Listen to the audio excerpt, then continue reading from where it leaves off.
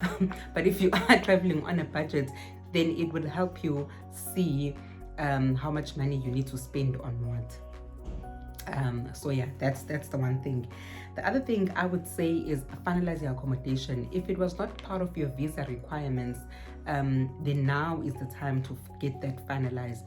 I know that if you are perhaps booking with an agent like Thompson Tools or Pentravel or whoever you may be booking with, say for example, you need to, they quote you 40,000 for the trip or whatever, and of that 40,000, 15,000 is for flights. The amount for the flight you pay immediately when you accept the quotation, because they need to book those flights for you. They can't reserve flights. But with accommodation, they can generally reserve accommodation for you. But now you have a chance in that 3 to 6 month period to pay in installments or pay bit by bit. But 1 month before, you need to have finalized all of that, otherwise they might have to cancel your reservation.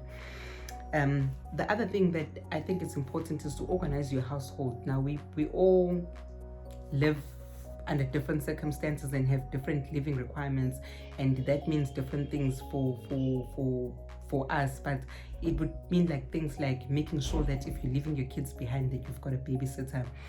For me, it means having a pet sitter left behind because we've got pets, or letting your security know that you will be away, and they need to kind of make sure that they're patrolling in your area or checking that things are in order. Whatever that means for you, make sure that your house is organized and everything is in order by the time that you leave. Then you won't have to be called while you're away and run around in the last minutes just before you go. I think it's a good idea to research, when you're doing your research, to research and learn the language.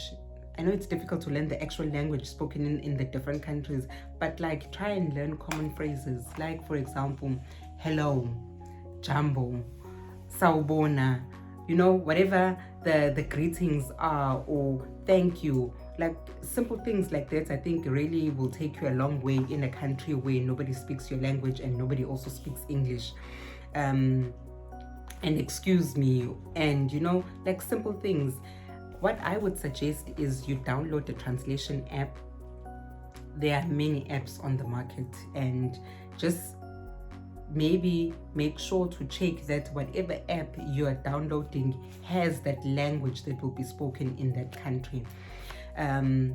Now I will be the first to say that I have tried a few of the apps and they don't always work well. Like I know the one that we downloaded in China, for example.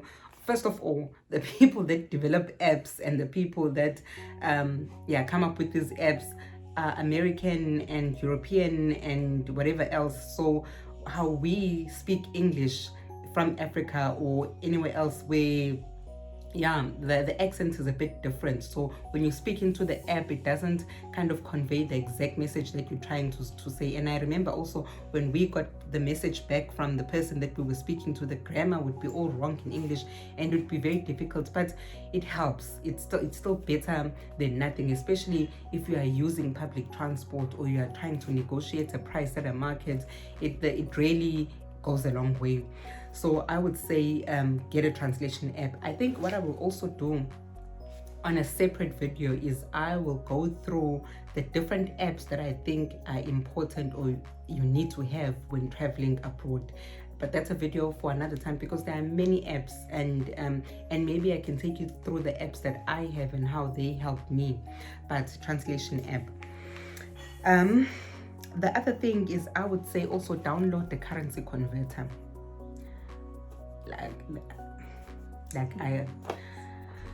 If your maths is as bad as mine, you need a currency converter. I have XE, and from what I've heard, it updates very frequently, like every second or something, or every 8 seconds. So it's like on the spot. It's very accurate in how it translates.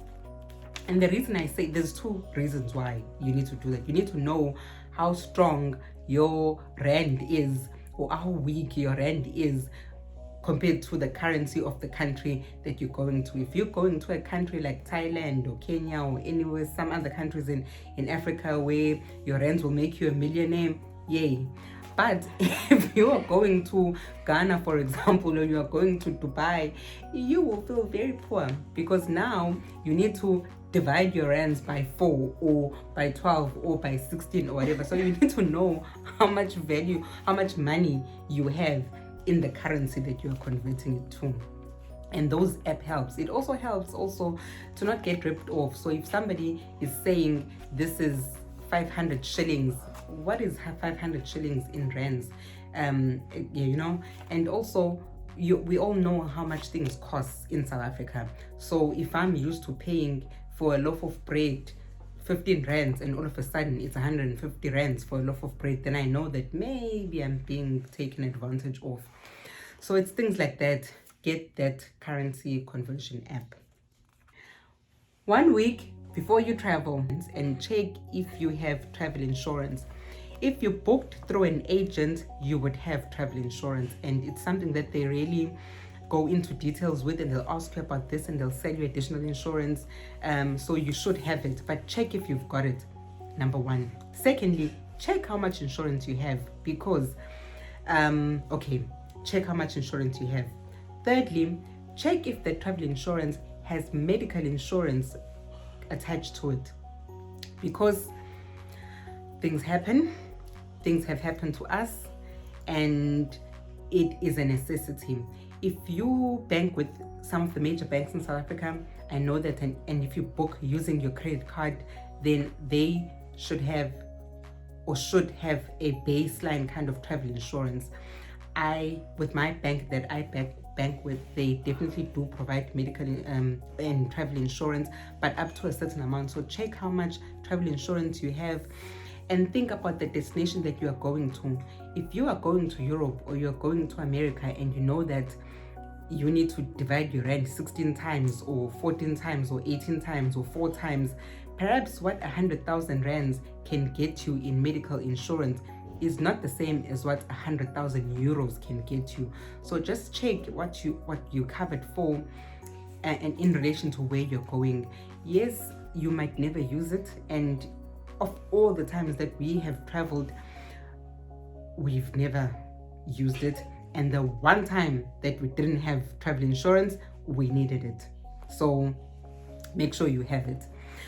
The other thing that is very important to do is to alert your bank of your travel plans, because if you don't let your bank know and you are now swiping your bank card abroad, it will not work. So you'll be stranded overseas with no money because you didn't let them know that you're going. I know that with the bank that I bank with, that is something that you can do online on the app. You can basically on the app select a country that you're going to, select the dates, and it automatically just does that for you. But if your app doesn't do that, just make sure that you've checked with the bank and you've alerted them of your plans, so that you are not in a position where you are without money and you are not in the country.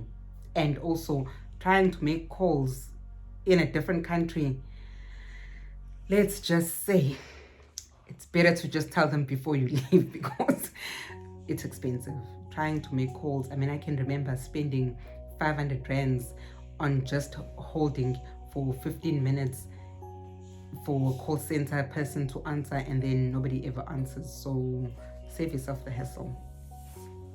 The other thing I would say is making copies of your travel documents. So if it's an online visa that you need to print 2 copies. Just print 2 copies of everything, because things do get lost and things do get misplaced, and or maybe email some of the stuff to yourself, so that even if you don't have hard copies, then you've got copies on email. But always have a backup plan. And on that note, and I think perhaps this is something that I should also cover on a separate video, because it is a topic on its own. But if you are traveling with kids, very important, and you are not traveling with the biological father of the kids, whether you are married to that father or not, but if you are traveling alone with children and the biological father is not there, or the other biological parent is not there, so it's one parent traveling with one or two of the kids, you need, number one, to have unabridged birth certificates if you are South African. I don't